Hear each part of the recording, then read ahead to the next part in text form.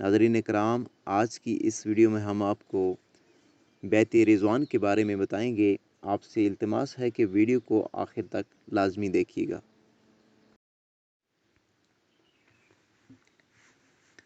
بیت رضوان حضرت صلی اللہ علیہ وآلہ وسلم نے مصالحت کی گفتگو کے لیے حراش بن امیہ کو بھیجا۔ قریش نے ان کو قتل کر ڈالنا چاہا، مگر ان کے قبیلہ کے 2 آدمیوں نے بچا لیا۔ حراش کی واپسی کے بعد قریش نے مسلمانوں پر حملہ کے لیے ایک دستہ بھیجا، مگر وہ گرفتار کر لیا گیا۔ حضرت صلی اللہ علیہ وآلہ وسلم نے درگزر سے کام لے کر اسے رہا فرما دیا۔ قریش کی مخالفانہ روش کے باوجود آپ صلی اللہ علیہ وآلہ وسلم نے ایک مرتبہ پھر مصالحت کی کوشش کی اور دوبارہ حضرت عثمان رضی اللہ تعالیٰ عنہ کو قریش کے پاس بھیجا۔ انہوں نے آپ کو روک لیا۔ مسلمانوں میں یہ افواہ پھیل گئی کہ عثمان رضی اللہ تعالیٰ عنہ قتل کر دیے گئے۔ حضرت صلی اللہ علیہ وآلہ وسلم کو سخت صدمہ ہوا۔ آپ صلی اللہ علیہ وآلہ وسلم نے قصاص کے لیے صحابہ کرام رضی اللہ تعالیٰ عنہم سے جانبازی کی بیعت لی۔ اس بیعت کو تاریخ اسلام میں ایک خاص اہمیت حاصل ہے اور بیت رضوان کے نام سے مشہور ہے۔ بیعت کے بعد معلوم ہوا کہ قتل کی خبر غلط تھی۔ اس دوران میں قریش کو اپنی غلطی کا احساس ہوا اور وہ مصالحت کے لیے آمادہ ہو گئے اور اپنے خطیب سہیل بن عمرو کو صلح کی گفتگو کے لیے بھیجا۔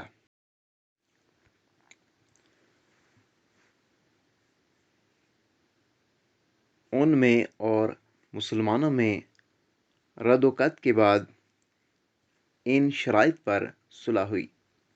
نمبر 1، مسلمان اس سال بغیر عمرہ کیے لوٹ جائیں گے۔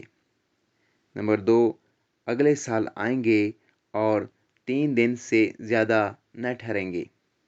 نمبر 3، ہتھیار لگا کر نہ آئیں گے، صرف تلواریں ساتھ ہوں اور وہ بھی نیام میں۔ نمبر 4، مکہ میں جو مسلمان پہلے سے مقیم ہیں ان کو مسلمان اپنے ساتھ نہ لے جائیں گے اور جو مسلمان مکہ میں رہ جانا چاہے گا اسے قیام سے نہ روکیں گے۔ نمبر 5، اہل مکہ میں یا مکہ کے مسلمانوں میں سے اگر کوئی شخص مدینہ چلا جائے گا تو مسلمان اسے واپس کر دیں گے، اور اگر کوئی مسلمان مدینہ سے مکہ چلا آئے گا تو اسے نہ واپس کیا جائے گا۔ نمبر 6، قبائل عرب کو اختیار ہوگا کہ فریقین میں سے جس کے چاہیں ساتھ ہو جائیں۔ ابھی اس معاہدہ کی کتابت ہو رہی تھی کہ سہیل کے لڑکے ابو جندول جو مسلمان ہو چکے تھے اور اس جرم میں طرح طرح کے مصائب جھیل رہے تھے، کسی طرح چھوٹ کر مسلمانوں کی فرود گاہ پر پہنچ گئے۔ انہیں دیکھ کر ان کے باپ نے کہا، محمد پابندی عہد کا یہ پہلا موقع ہے۔ آپ صلی اللہ علیہ وآلہ وسلم نے فرمایا، معاہدہ ابھی مکمل نہیں ہوا ہے۔ سہیل نے کہا، تو پھر ہمیں صلح منظور نہیں۔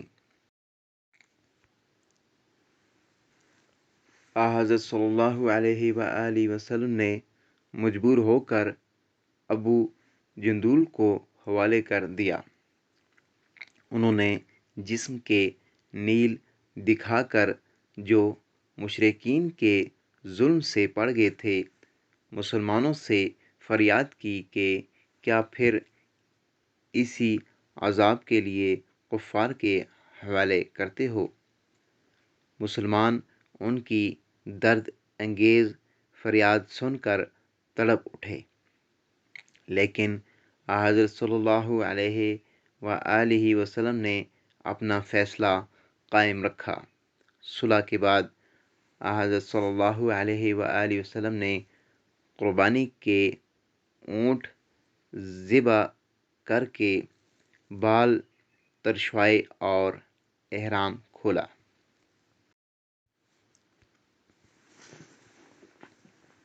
گو صلح حدیبیہ بظاہر دب کر ہوئی تھی، لیکن اللہ تعالیٰ نے اس کو فتح سے تعبیر کیا